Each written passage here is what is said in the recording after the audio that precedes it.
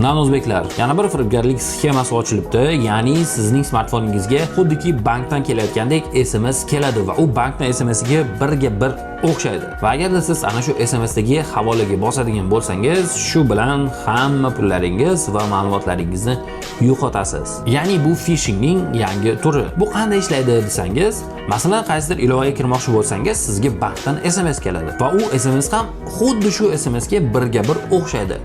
Ya'ni sizga SMS keladi, havolani bos, yo'q degan SMS keladi, xuddiki bankdan kelgan SMSga o'xshab, siz u SMSdagi havola ustiga bosasiz va shu bilan birga dostupni berib qo'ygan bo'lasiz. Va u dostupdan foydalanib, firibgarlar sizning barcha ma'lumotlaringiz va kartangizdagi pullaringizni yechib oladi. Aynan shuning uchun ehtiyotkor bo'lish kerak va xuddiki bankdan SMS kelayotgandek hech narsa qilmagan bo'lsangiz ham SMS keladigan bo'lsa, u SMSni sinchkovlik bilan tekshirish kerak va agarda unga havolaga bos degan narsa bo'ladigan bo'lsa, havolaga umuman bosa ko'rmang.